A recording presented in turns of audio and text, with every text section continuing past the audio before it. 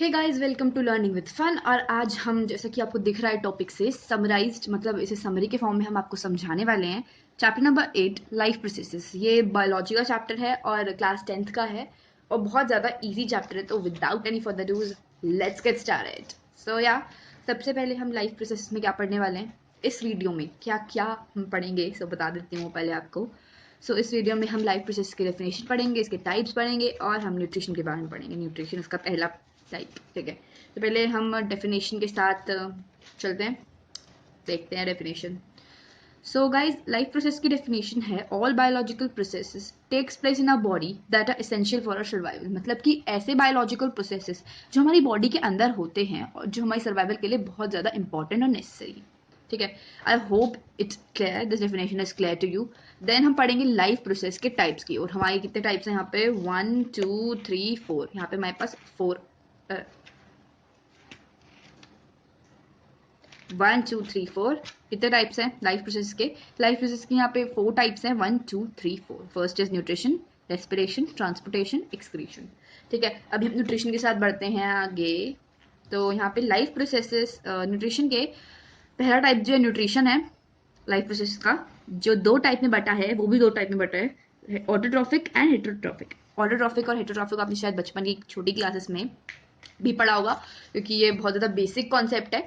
सो nutrition क्या है? सबसे पहले न्यूट्रिशन जान लेते हैं, न्यूट्रिशन होता क्या है, फिर इसके आगे टाइप्स के बारे में पढ़ेंगे। Nutrition is basically mode of taking food inside a body. वैसे इसकी डेफिनेशन ये है, mode of taking food inside a body is called nutrition. Basically हम यहाँ पे किसकी बात कर रहे हैं? इनटेक ऑफ फूड, ठीक है। न्यूट्रिशन यहाँ पे हमारे 2 टाइप्स का होता है, जैसे मैंने आपको पहले बता दिया था, ऑटोट्रॉफिक एंड हेटेरोट्रॉफिक, ठीक है। जो हमारा ऑटोट्रॉफिक न्यूट्रिशन है, आपने छोटी क्लासेस में पढ़ा होगा कि ऑटोट्रॉफिक न्यूट्रिशन मतलब वो ऑर्गेनिजम्स जो अपना फूड खुद सिंथेसाइज करते हैं, ठीक है। यहाँ पे बेसिकली हमें ग्रीन प्लांट्स की बात करनी है, green plants, okay. Green photosynthesis by green plants. So photosynthesis का मतलब समझ लेते हैं वर्ड टू वर्ड। फोटो मतलब लाइट या सनलाइट, लाइट या सनलाइट, फोटोसिंथेसिस। फोटो मतलब यहाँ पे हम लाइट को रेफर कर रहे हैं, सनलाइट को रेफर कर रहे हैं। सिंथेसिस का मतलब टू प्रिपेयर और सिंथेसाइज, क्या? न्यूट्रिशन, वो आपको पहले ही पढ़ना, ठीक है। अब अगले पेज में हम देखते हैं हमारे अगले पेज में क्या है।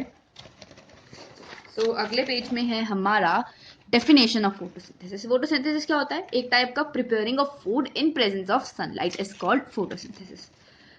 सो गाइज, आपको एक चीज़ और बता रही हूँ कि जब आप ये ऐसी वीडियो लेक्चर्स देखते हैं, उनके साथ आपको एक बार बुक रीडिंग जरूर देनी होती है, जिससे आपकी अंडरस्टैंड आपको ये क्लियर हो जाए, ठीक है। तो पढ़ लेते हैं इसका प्रोसेस क्या होता है। The process in which green plants convert simple organic chemicals like H2O and CO2 into complex organic food, C6H12O6 in presence of sunlight and chlorophyll। मतलब कि बेसिकली हम यहाँ पे इसकी बात करने वाले हैं कि सिंपल इनऑर्गेनिक केमिकल्स। अब आप लोग कहोगे कि सिंपल इनऑर्गेनिक केमिकल्स क्यों कहते हैं? वो तो एक्चुअली अभी इन चैप्टर्स में है नहीं, वो आगे वाले चैप्टर्स में है। तो आगे वाले चैप्टर्स में हम पढ़ेंगे सिंपल इनऑर्गेनिक केमिकल्स, जैसे कि H2O और CO2 को कन्वर्ट करते हैं इनटू कॉम्प्लेक्स ऑर्गेनिक फूड में कन्वर्ट करते हैं, जिसे हम कहते हैं C6H12O6। अगर आपको ये समझ आ गया, which is the process in which green plants convert simple inorganic chemicals like H2O and CO2 into complex organic food C6H12O6 in presence of sunlight and chlorophyll। ये समझ आ गया तो आप इसकी इक्वेशन भी इसी तरीके से फॉर्म कर सकते हो, in presence of chlorophyll and sunlight. So guys, हमें पता है कि प्लांट्स जो है वो वाटर कहाँ से ऑब्जॉर्ब करते हैं? रूट से ऑब्जॉर्ब करते हैं। Very good. यहाँ पे हम वाटर किसे रेफर कर रहे हैं? एक केमिकल H2O को, केमिकल नेम वाटर का H2O होता है, ठीक है। तो H2O रूट्स से लेते हैं और CO2 जो है वो स्टोमेटल पोर ओपन करके लेते हैं। वो पूरा प्रोसेस आप बुक से पढ़ लेना, वो बहुत ज़्यादा इजी प्रोसेस है, आपको समझ आ जाएगा बुक से। इक्वेशन पे पढ़ते हैं। इसकी इक्वेशन क्या कहती है? 6CO2 plus H2O। 6 अभी यहाँ पे एक्चुअली बैलेंस फॉर्म है, इसलिए जो बैलेंस नहीं है उसमें देखते हैं।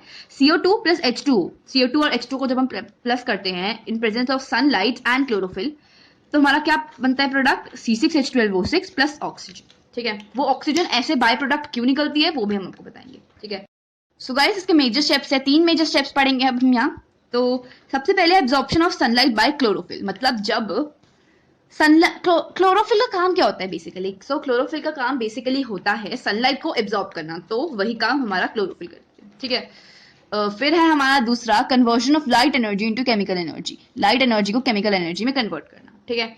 And hydrolysis of water, hydrolysis मतलब वाटर को उसके कॉम्पोनेंट्स में तोड़ देना। H2 है, इसमें हाइड्रोजन भी है ऑक्सीजन भी है, तो इसलिए इसे H2 प्लस O2 के फॉर्म में लिख देना।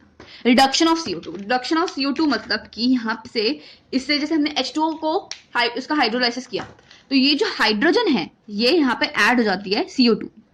रिडक्शन ऑफ CO2, रिडक्शन मतलब आपने ये चैप्टर नंबर 1 में पढ़ा होगा, ऑक्सीडेशन एंड रिडक्शन। रिडक्शन मतलब या तो H2 का प्लस कर देना, यहाँ से ऑक्सीजन हटा देना, तो हम यहाँ पे H2 के साथ हाइड्रोजन प्लस कर रहे हैं। ये क्या दे रहा है, ये गिव्स C6H12O6। अब ये हमारा जो प्लांट के प्रोसेस में ये oxygen as a by product क्यों छोड़ता है, तो हमें यहाँ पे ये भी दिख जाएगा, क्योंकि देखिए ऑक्सीजन यहाँ पे छूट रही है, H2 तो इसके साथ मिल गया पर ऑक्सीजन तो छूट गई, तो इसलिए एज अ बाय प्रोडक्ट हमारा ये निकल जाएगा और ये हमारी इक्वेशन बनेगी CO2 plus H2 gives C6H12O6। पर बेसिक आपको जो इक्वेशन आपको याद करनी है वो आपकी ये इक्वेशन है, ये बहुत ज्यादा इजी इक्वेशन है, पढ़ेंगे तो समझ आ जाएगा। अब हम पढ़ेंगे हेटेरोट्रॉफिक के बारे में, हेटेरोट्रॉफिक न्यूट्रिशन के बारे में। Heterotrophic mode of nutrition in the organisms which are depend on others for food, मतलब कि जो खुद फूड अपना सिंथेसाइज नहीं करते, खुद प्रिपेयर नहीं करते, किसी और पे डिपेंडेंट होते हैं। इसमें हम बेसिकली ह्यूमन डाइजेस्टिव सिस्टम के बारे में पढ़ेंगे, जिसकी फिगर मैंने बना भी रखी है वैसे कॉपी में, और आपकी book page number 99 of NCERT text जिसमें भी दे रखी है। इस फिगर के थ्रू ही हम इस प्रोसेस को समझेंगे। सो गाइज हमें याद रखना पड़ेगा कि डाइजेशन का मतलब क्या होता है। डाइजेशन का मतलब है कि सिंप्लीफिकेशन ऑफ न्यूट्रिएंट्स। जब हम न्यूट्रिएंट्स को छोटे छोटे मतलब सिंप्लीफाई करते हैं उसे हम कहते हैं सिंप्लीफिकेशन, डाइजेशन। जैसे हमारे यहाँ पे 3 एनर्जी प्रोवाइडिंग न्यूट्रिएंट्स है जिन्हें हमें सिंप्लीफाई करना होता है, carbohydrates, proteins and fats. Carbohydrates जो हैं उनका सिंप्लीफाइड फॉर्म क्या कहलाता है, is glucose, and proteins is amino acid, fats and is called fatty acid and glycerol. So अब हम बेसिकली डाइजेस्टिव सिस्टम में पढ़ने के वाले how complex organic food is simplified, ठीक है। ये डाइजेस्टिव सिस्टम बना रखा है बट बुक से देखेंगे तो मोर कन्वीनियंट होगा, ठीक है। तो सबसे पहले मैं प्रोसेसेस के साथ आपको पढ़ाती हूँ। सो देखिए पहला हमारा प्रोसेस है, first food enters through the mouth, from the mouth. सबसे पहले हमारा जो फूड है वो एंटर होता है कहां से, माउथ से। The teeth do mechanical breakdown of food, मतलब हमारी देखो यहाँ पे हमारा फूड, यहाँ से हमारा फूड आ रहा है, यहाँ से हमारा फूड आ रहा है, ठीक है। ये माउथ है, यहाँ पे टीथ प्रेजेंट है, पता है आप लोगों को। यहाँ हमारे जो टीथ है वो हमारे फूड का मैकेनिकल ब्रेकडाउन करेंगे। क्या करेंगे, मैकेनिकल ब्रेकडाउन। सो अब हमारे माउथ में सलाइवरी ग्लैंड प्रेजेंट है जो सेक्रीट करता है सलाइवा सेक्रीट करता है क्या, salivary gland.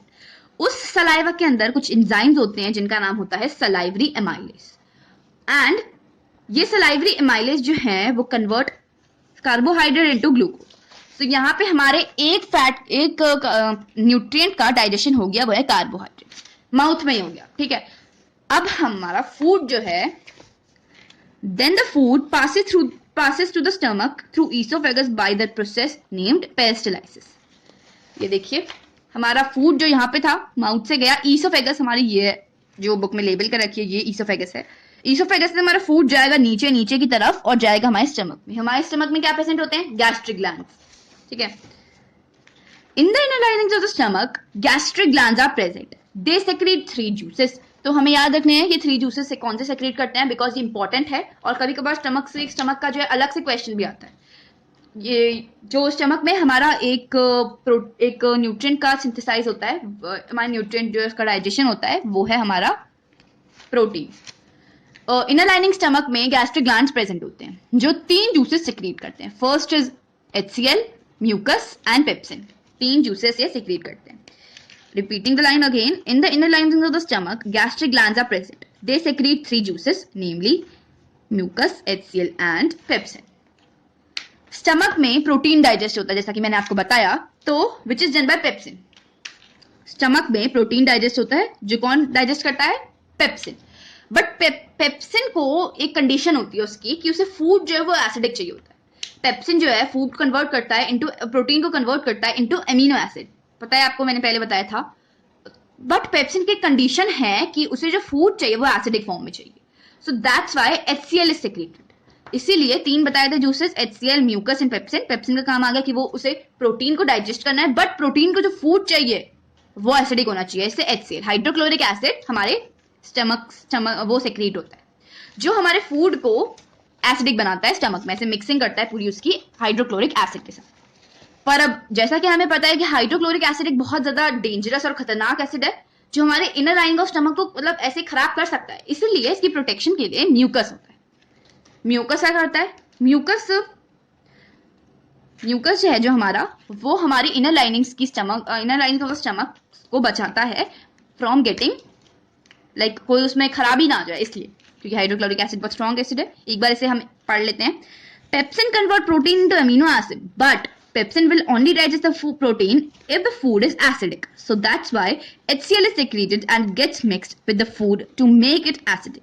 Then protein is converted into amino acid. But as we know that HCl is a very strong and harmful, so to protect the inner lining of the stomach, mucus is produced. Yes, secreted. Okay? So हमें पता है जैसे कि HCl बहुत ज्यादा खतरनाक acid है, इसलिए म्यूकस को सेक्रेट करवाया जाता है। म्यूकस सेक्रेट होता है। ठीक है, तो अभी हमारा स्टमक में है। अब क्या होगा, स्टमक से जब नीचे जाएगा, पैनक्रियास भी जूसेस सेक्रेट करते हैं। स्मॉल इंटेस्टाइन में होगा, स्मॉल इंटेस्टाइन से पहले उसका एक और हमारे उसका न्यूट्रिएंट का सिंप्लीफिकेशन होगा।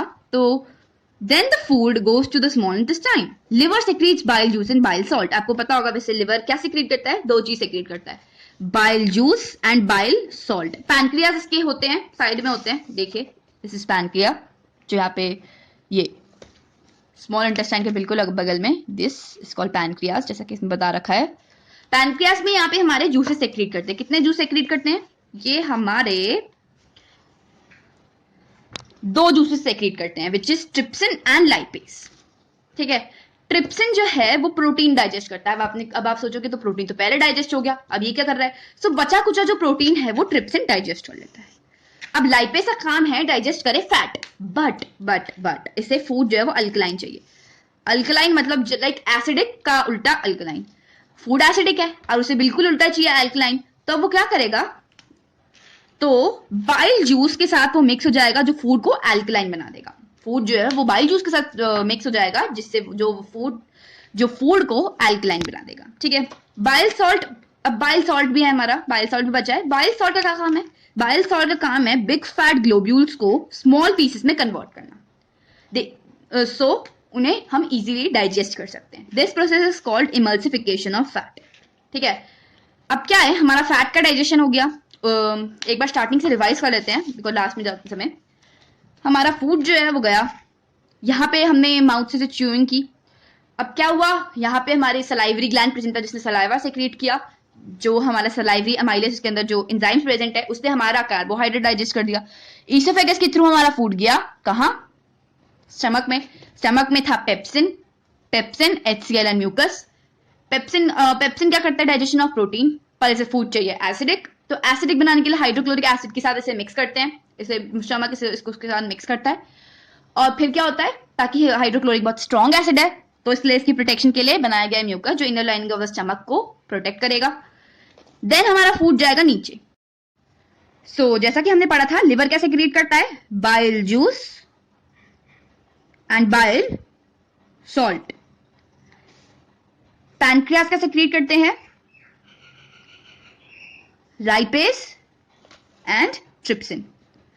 यहां तक हमारा प्रोटीन डाइजेस्ट हो गया था, बाकी बचा हुआ प्रोटीन जो है हमारा ट्रिप्सिन जो है वो डाइजेस्ट कर लेता है। हमारा लाइपेज का काम क्या है? लाइपेज का काम है फैट्स को डाइजेस्ट करना, बट फैट्स जो है एक तो बड़े ग्लोब्यूल्स में आया है और उसे लाइपेज को फूड का चाहिए, होना क्या चाहिए? वो अल्कलाइन। तो क्या होता है, बाइल जूस जो है हमारा फूड को अल्कलाइन बना देता है। और बाइल सॉल्ट का काम क्या है? बाइल सॉल्ट हमारा क्या करता है, हमारे बड़े फैट ग्लोब्यूल्स को छोटे छोटे पीसेस में कन्वर्ट करते हैं ताकि उनका डाइजेशन इजीली हो सके। सो यहां तक हमने पढ़ लिया, आगे बढ़ते हैं। चलिए आगे बहुत कम पार्ट हमारा बचा है फाइनली।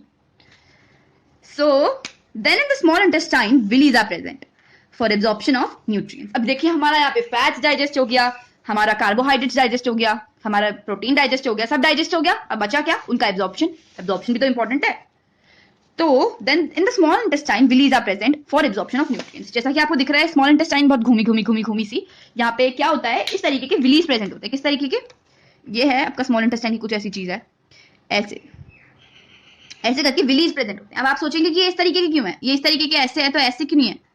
क्योंकि अगर हमारा ऐसा सरफेस एरिया होगा तो यहाँ पे ज्यादा न्यूट्रिएंट्स एब्जॉर्ब हो पाएंगे और यहाँ पे होगा तो कम हो पाएंगे, इसलिए ज्यादा न्यूट्रिएंट एब्जॉर्प्शन के लिए इसकी शेप इस तरीके की। ठीक है, तो यहाँ पे ये न्यूट्रिएंट एब्जॉर्ब होगा स्मॉल इंटेस्टाइन में। अब यहाँ से ये एंटर करेगा लार्ज इंटेस्टाइन में। लार्ज इंटेस्टाइन में भी विलीज प्रेजेंट होते हैं इस तरीके के, जैसे मैंने बना रखे हैं, ये विलीज प्रेजेंट होते हैं। ये तो मेनली वाटर के एब्जॉर्प्शन के लिए होते हैं। फिर हमारा यहाँ से घूम के फूड जो है एनस के थ्रू बाहर वेस्ट प्रोडक्ट बन के। अब आपका यहाँ पे एक और आपका वो एक ऑर्गन है जिसे कहते हैं अपेंडिक्स, पर इसका कोई काम नहीं है। ये जब हमारे एंसेस्टर्स जो है वो फ्लैश वो कच्चा खाना खाते थे, तो क्या होता था, तब ये जो ऑर्गन है ये ऐसे एंजाइम्स सेक्रीट करता था जिससे जो है वो कच्चा खाना से वो डाइजेस्ट हो जाए। पर अब ये यूज का नहीं है। अब अगर हम कहेंगे कि हाँ क्या हम ऐसा कच्चा खाना खाएं, ये क्या डाइजेस्ट करेगा, वो हमारे खाने को सेक्रेट करेगा वो एंजाइम्स? नो, क्योंकि ये प्रोसेस जो है वो बहुत लंबे टाइम तक ऐसा चला आता है फ्रॉम एंसेस्टर्स, इसलिए अब ये कोई यूज का नहीं है। पर हाँ कभी कभार हमारा दिक्कत खाने के टाइम पे हमारा दिक्कत देता है। अब बेसिकली हमारा न्यूट्रिशन पार्ट तो खत्म हो गया है। एक बार मैं आपको पूरा प्रोसेस एक और बार पढ़ के सुना दे रही हूँ ताकि आपको एक और बार आप इसकी रिवीजन कर लो। ठीक है, तो स्टार्ट करते हैं यहाँ से। First food enters from the mouth, let me check this. First food enters from the mouth, and in the mouth teeth do mechanical breakdown of food. Then our mouth have salivary gland which secretes saliva which contains enzymes named salivary amylase, and the salivary amylase convert carbohydrate into glucose. Then the food passes through esophagus by the process named peristalsis. In the inner linings of the stomach, gastric glands are present which secretes three juices, namely mucus, HCl and pepsin. In stomach pepsin जो है हमारा, in stomach protein is digested by pepsin, but pepsin has a condition that the food should be acidic, so that's why HCl is secreted and it gets mixed with the food to make it acidic. Then protein is converted into amino acid, but as we know that HCl is a very strong and harmful, so to protect inner lining of the stomach, mucus is produced. Then the food goes to the small intestine. Liver secretes bile juice, bile salt, and pancreas secrete two juices, namely trypsin and lipase.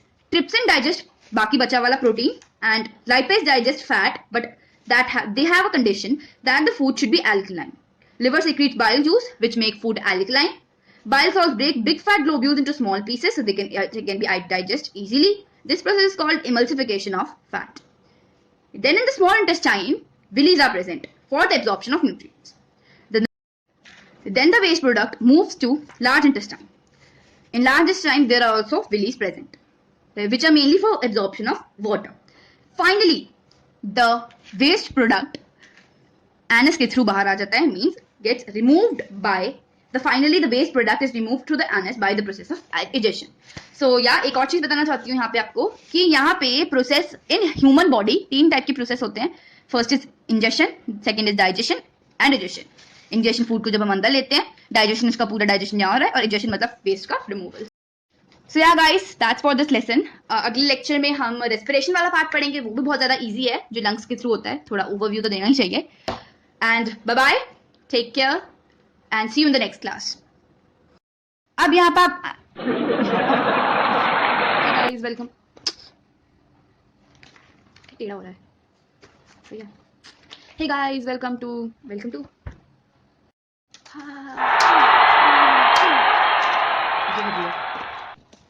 Unicorn घुमा रही हूँ मैं तो। Then the waste material moves to the large sorry, bye bye, मिलते हैं अगले lecture